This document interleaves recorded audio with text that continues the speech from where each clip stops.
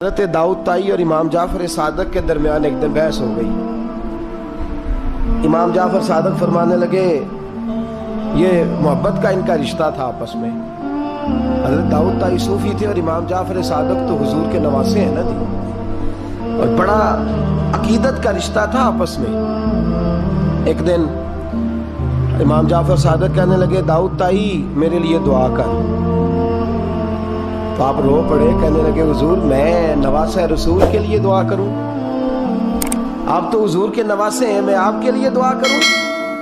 تو حضرت امام جعفر صادق کہنے لگے یہی تو دعا کرانی ہے، یہی تو میں نے کیا فرمایا، یہی تو دعا کرانی ہے کہ میرے لیے دعا کر، میں اپنے نبی کی بارگاہ میں شرمندہ نہ ہو جاؤں۔ حضور یہ نہ فرما دیں کہ میرا نواسہ ہو کے تو کیا کرتا رہا، یہی تو دعا کرانی ہے۔ بڑا پیار تھا۔ ایک دن بحث ہو گئی، حج کر کے واپس آئے، عراق میں تشریف فرما تھے امام جعفر صادق، حج کر کے واپس آئے تو امام جعفر صادق کہنے لگے جو مکے سے ہو آتا ہے نا اللہ پھر اس کو دوزخ میں نہیں ڈالے گا۔ خوش نہیں ہوئے آپ لوگ؟ اللہ آپ کو جزائے خیر عطا فرمائے۔ فرمایا جو کعبے کا دیدار کر لے ایک دفعہ زندگی میں اور ایمان کی حالت میں، اللہ پھر اسے دوزخ میں ایک دفعہ جو دیدار کر لے ایمان کی حالت میں، اللہ دوزخ میں یہ فرمانے لگے یہ میری بات ہے، تو تصدیق کر میری بات کی، کہہ میں نے ٹھیک کہا ہے۔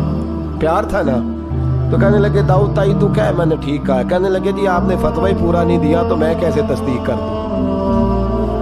آپ نے پورا فتویٰ پوری بات کرے تو تصدیق کرا لے۔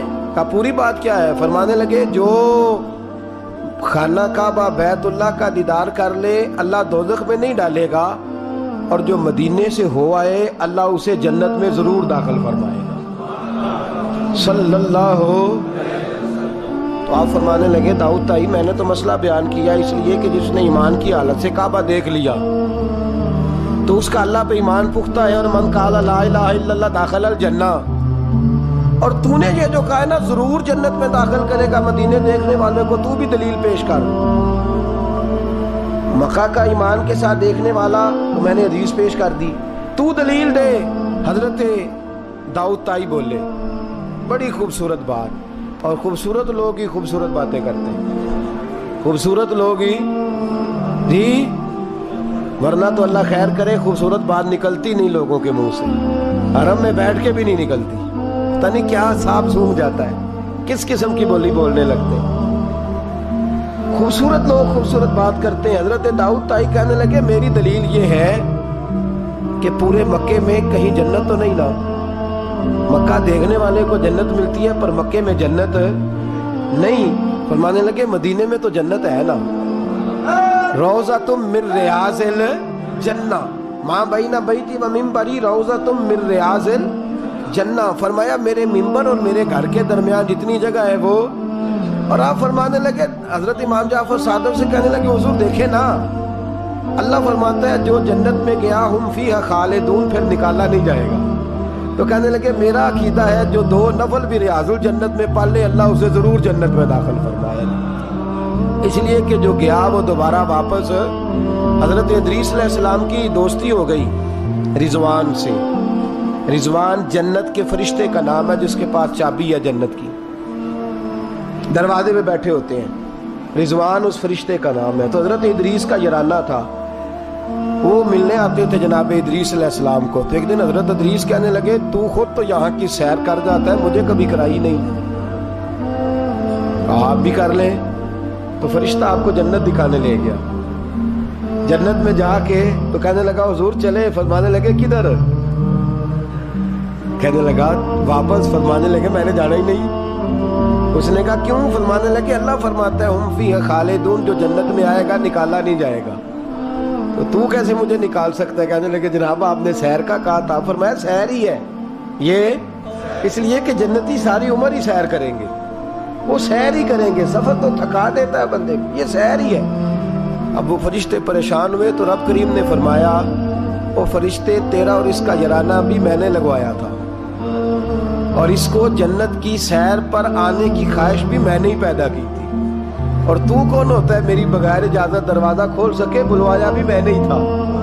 اور یہ جو میں نے کہا نا اڑ جا، یہ توفیق بھی میری ہوئی ہے، میری طلب بھی تو تیرے کرم کا صدقہ ہے۔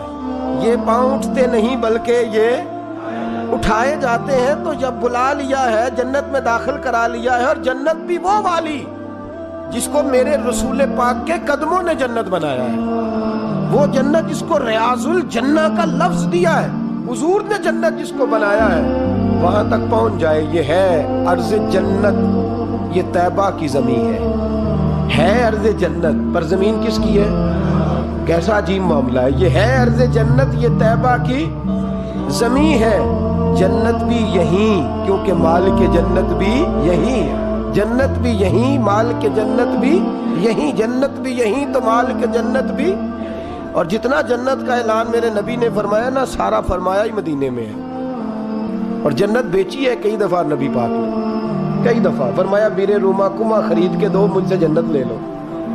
حضرت عثمان نے کہا حضور میں خرید دیتا ہوں، کہا جنگ تبوک کے لیے سامان دو، مجھ سے جنت لے لو۔ حضور نے تو کئی دفعہ سیل لگائی ہے جنت کی۔ یہ ہے عرض جنت، یہ طیبہ کی زمین ہے، جنت بھی یہیں، مالک جنت بھی یہیں ہے۔ کعبۃ اللہ، حضرت عبداللہ ابن مسعود رضی اللہ تعالیٰ عنہ فرماتے ہیں جس کو ایک تکلیف آئے نا کعبے میں، کتنی جی؟ ایک کدی تے آئی جاندی ہے نا، میرے ورگے ہمیشہ دے تھکے بندے، ایک آپ تکلیف تو بخار آ گیا، پیر میں درد ہونے لگ گیا، کوئی تکلیف تو آئی جاتی ہے۔ فرماتے ہیں ایک تکلیف اگر تجھے حرم مکہ میں آئی نا، ایک، تو اللہ تیرے 80,000 سال کے گناہ معاف فرما دے۔ کتنے؟ 80، 100 نہیں، میں نے سوچ سمجھ کے جملہ کہا، 80۔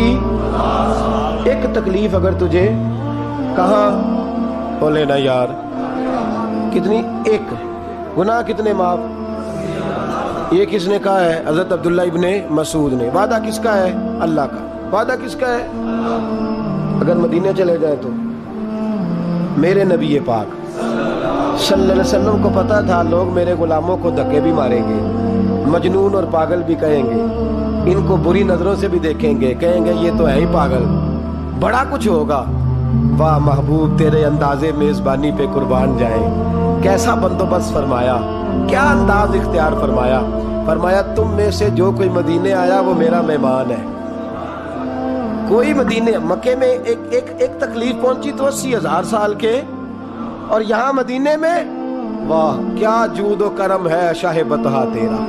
واہ نے خیال حضرت لفظ کیا تھا، واہ کیا جود و کرم ہے شاہ بطحہ تیرا، نہیں سنتا ہی نہیں دیکھیں ترکیب اعلیٰ حضرت کی، ایسے جملے درد ہو تو نکل، نہیں سنتا ہی نہیں مانگنے والا تیرا، اور کہتے ہیں تیرے قدموں میں رہوں غیر کی ٹھوکر پہ نہ ڈال، جھڑکیاں کھاؤں کہاں چھوڑ کے صدقہ تیرا، اور تیرے قدموں میں جو ہے غیر کا منہ کیا دیکھیں، پھر کون نظروں پہ چڑھے دیکھ کے طلبہ تیرا، دیکھ کے جلوہ نہیں۔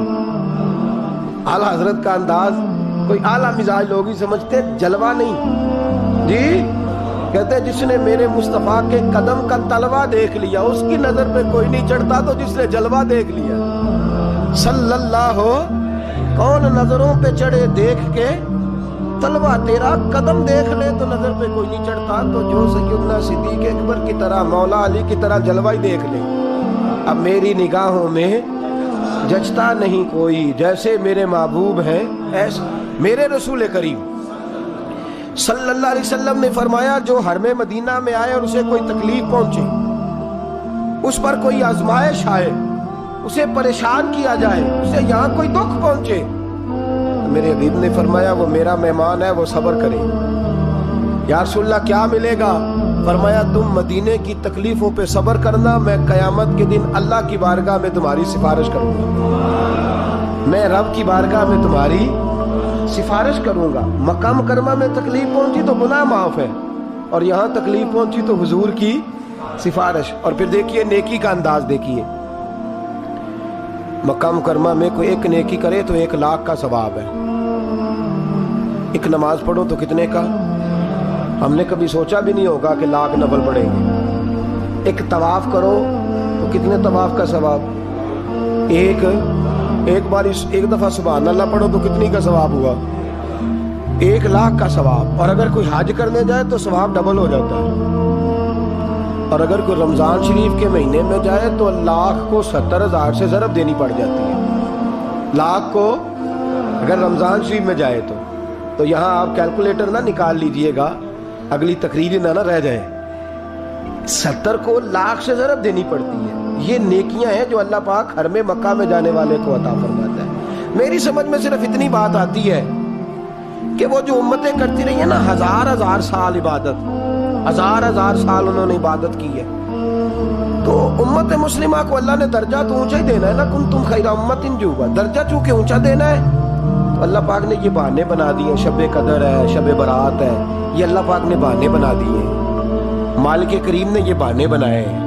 فرمایا تم بھی شب برات میں، شب قدر میں مسجد آ جاؤ، یا اللہ تمہیں موقع دے تو حرم مکہ اور مدینہ آ جاؤ. میں تمہاری ایک ایک نیکی پر اتنا زیادہ ثواب دوں گا کہ تم پچھلی امتوں سے آگے نکل جاؤ. پچھلی امتوں سے اللہ نے ہمارے نمبر ہی زیادہ رکھے اور ہمیں اضافی نمبر بڑے ملتے ہیں. بڑے نمبر رکھے ہیں رب کریم نے ہمارے. تو رب اللہ کریم کی رحمت سے میرے رسول پاک صلی اللہ. اور پھر دیکھیں نا، کعبے کا معنی ہے مسابت للناس. کعبہ رجوع کی جگہ ہے. کس چیز کی جگہ ہے؟ یعنی اس کی طرف توجہ ہو. میرے نبی پاک صلی اللہ علیہ وسلم کی سب سے بڑی سنت کعبے کو دیکھنا ہے. حضور بیٹھ جاتے تھے اور کعبے کے سامنے بیٹھتے تھے. جب بھی حرم میں بیٹھتے دیر تک دیکھتے تھے. کچھ لوگ لالچ کرتے ہیں، نیکی کا کرنا چاہیے، اچھا لالچ ہے کہ میں طواف زیادہ کر لوں، عمرہ زیادہ کر لوں، بڑی اچھی بات ہے. لیکن رسول کریم صلی اللہ علیہ وسلم کی جو سنت سب سے زیادہ مضبوط ہے وہ ہے بیٹھ کے کعبے کا. اور حضور نے فرمایا تو دیدار ہی کرتا رہا، اللہ تجھ پر 20 رحمتوں کا نزول فرما دے گا. کعبہ معظمہ کا دیدار کرنا. کعبہ ہے رجوع کی جگہ. نماز کس طرف منہ کر کے پڑھنی چاہیے؟ جی اجی کدھر منہ کر کے پڑھنے؟ کیڑی سائڈ پہ؟ جی مغرب سائڈ پہ. تو جو حرم شریف میں ہو وہ مغرب سائڈ منہ کرے گا، مشرق سائڈ. فَإِنَّمَا تَوَلُّوا فَثَمَّ وَجْهُ اللَّهِ. اللہ فرماتا ہے جدھر مرضی منہ کر لے اللہ کی رحمت ادھر ہی ہے. وَلِلَّهِ الْمَشْرِقُ وَالْمَغْرِبُ. مشرق بھی اللہ کا، مغرب بھی اللہ کا. فَإِنَّمَا تَوَلُّوا فَثَمَّ وَجْهُ اللَّهِ. جدھر بھی منہ کرے گا اللہ ادھر ہی. چاروں جانب دنیا کا رجحان کعبے کی جانب ہے. اور یہ جو ہمارا دل کھینچا چلا جاتا ہے نا کعبے کی جانب، کھینچا چلا جاتا ہے، اس کی وجہ یہ ہے کہ نماز اللہ کی اور منہ طرف نماز کس کی؟ منہ طرف. تو ساری زندگی کہتے رہے تو پھر طبیعت تو کھینچے گی نا، کعبے کی طرف کھینچے گی. میرے محبوب کریم صلی اللہ علیہ وسلم کے لفظ بڑے حسین ہیں. محبوب کریم صلی اللہ علیہ وسلم نے فرمایا تو حج اور عمرہ کرنے آئے تو یہ نہ سمجھ میں حاجی یا معتمر ہوں. الحاج والمعتمر وفد اللہ. حج عمرہ کرنے والا اللہ کی جماعت ہے. یہ کس کا گروپ ہے؟ یہ کس کا گروہ ہے؟ اللہ. یہ اللہ کا گروہ ہے. اللہ ان کی میزبانی فرماتا ہے، اللہ ان کو انعامات سے نوازتا ہے. رب کریم اپنے گھر بلاتا ہی اس کو ہے جس کو اللہ نے درگزر کرنا ہو، جس کو اللہ نے معاف کرنا ہو، جس کو اللہ نے بخش دینا ہو. بڑے. اور پھر میاں صاحب رحمۃ اللہ علیہ کا ایک شعر تھا. میں ذرا پریکٹیکل دیکھتا ہوں چیزوں کو، کوشش کرتا ہوں کہ دیکھا جائے تھوڑا سا. نوجوان نسل ہماری تھوڑی سی کہتی ہے ہمیں عقلی طور پہ بھی سمجھاؤ. تو میں فیلڈ کا آدمی ہوں تو تھوڑا تھوڑا مجھے پالنا پڑتا ہے، سوالوں کے جواب دینے ہوتے ہیں. تو میں ہر چیز کو اس کے اصل نقطہ نظر سے دیکھتا ہوں. تو میاں صاحب کا ایک فکرہ تھا، دوسرے والے کی تو سمجھ آتی تھی، پہلے والے کی نہیں آتی تھی. مشہور بڑا تھا، رحمت دا دریا الہی. آتا ہے نا آپ سب کو؟ مینوں نہ سناؤ تو بکھری گل ہے، ویسے آتا ہے. رحمت کا دریا الہی تے جے ایک قطرہ. وہ جے ایک قطرے والی تو سمجھ میں بات آتی تھی، لیکن وہ جڑا ہر دم وگدا ہے وہ ظاہری آنکھوں سے نظر، کئی دفعہ ہمیں نظر سائے میں نظر لوگوں کو آتا ہے، باطن میں تو نظر آتا ہے، محسوس ہوتا ہے، لیکن ظاہر نظر یہ کسی نے دیکھنا ہو تو مکے مدینے جا کے نظر آتا ہے. رحمت دا دریا الہی ہر دم، ایک دم نہیں، ہر مدینے کی جس گلی پہ نظر کرے نا آپ ریلا ہی آ رہا ہے. مکے کی جس گلی پہ نظر کریں وہ یہاں ایک جھوٹ بولتے ہیں ہمارے سیاستدان، کہتے ہیں یہ ٹھاٹھے مارتا سمندر، حالانکہ وہ نہر بھی نہیں ہوتی لوگوں کی. ٹھاٹھے مارتا سمندر، پتہ نہیں کدھر ٹھاٹھے لگ رہی ہے، اللہ ہی جانتا ہے. اور جو بھی شروع کرتا ہے بات یہیں سے، حرم شریف جا کے پتا چلتا ہے ٹھاٹھے مارتا سمندر کس کو کہتے ہیں.